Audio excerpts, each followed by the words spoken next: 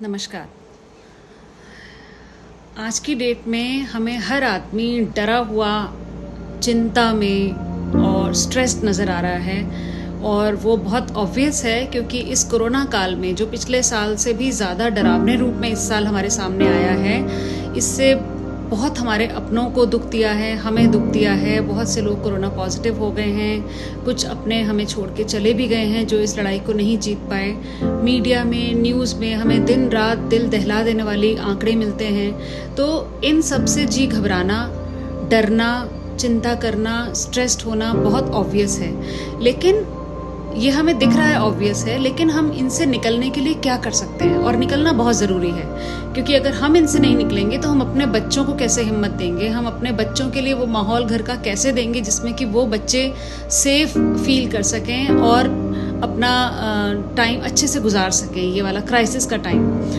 तो मुझे लगता है इसमें जो सबसे अच्छा हम काम कर सकते हैं वो ये है कि पॉजिटिव रहें। अब पॉजिटिव कैसे रहें? पॉजिटिव रहना सिर्फ कह देने से नहीं होता, क्योंकि आजकल हर दूसरा व्हाट्सएप मैसेज हमें कहता है कि पॉजिटिव रहिए, नेगेटिविटी से दूर रहिए, लेकिन ये पॉसिबल नहीं है। ह्यूमन टेंडेंसी है, ह्यूमन ब्रेन का ये टेंडेंसी है कि जिस चीज़ को हम कम सोचना चाहते हैं, हम चाहते हैं कि ये चीज़ हमारे दिमाग में ना आए, वो चीज़ डबल फोर्स से हमारे दिमाग में बार बार पॉपअप होती है। थोड़ी देर के लिए हम अपने आप को एंगेज ज़रूर कर सकते हैं कहीं और अवॉइड करने के लिए, लेकिन जैसे ही मौका मिलता है वही वाली सोच फिर से हमारे दिमाग में आ जाती है और पहले से ज़्यादा फोर्स के साथ आ जाती है। सो इसके लिए क्या करना चाहिए?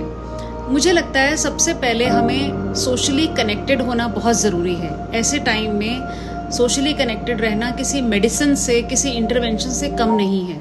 आप अपने फ्रेंड्स, अपने नेबर्स, अपने रिलेटिव्स, अपने कलीग्स, हर एक के साथ कांटेक्ट में रहिए और कम से कम 10 लोगों से हर रोज़ बात करिए।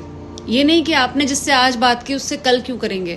ये न सिर्फ आपके लिए बल्कि जिससे आप बात कर रहे हैं उसके लिए, दोनों के लिए बहुत अच्छा है अगर आप कनेक्टेड रहते हैं, क्योंकि आप और वो दोनों एक दूसरे से अपनी फीलिंग्स शेयर कर सकते हैं। आपको किन चीज़ों से डर लग रहा है, आपको किस बात की चिंता हो रही है, आप कैसे अपने उस डर से आगे निकल पा रहे हैं, आपने कैसे अपने वरीज को मैनेज किया है, आप कैसे जीत रहे हैं उससे और दूसरा कैसे उबर रहा है। तो हर रोज़ जब आप ये एक थेरेपी की तरह कांटेक्ट करेंगे एक दूसरे को, एक दूसरे के कनेक्शन में रहेंगे, तो धीरे धीरे आपको लगेगा कि आप एक ग्रुप का हिस्सा हैं, आप एक कम्युनिटी को बिलोंग करते हैं और इस क्राइसिस में आप अकेले नहीं हैं। आपके साथ बहुत सारे और लोग हैं जो आपको सपोर्ट कर रहे हैं और जिनको आप सपोर्ट कर रहे हैं। और ट्रस्ट मी, ये किसी मेडिकेशन से कम वर्क नहीं करेगा। आप खुद देखेंगे कि दिन पे दिन आपकी वरीज, आपका स्ट्रेस कम होता नज़र आएगा, क्योंकि आप कम्युनिटी में हैं। एक दूसरे का सपोर्ट बनिए, वो आपको सपोर्ट करें, आप उनको सपोर्ट करिए।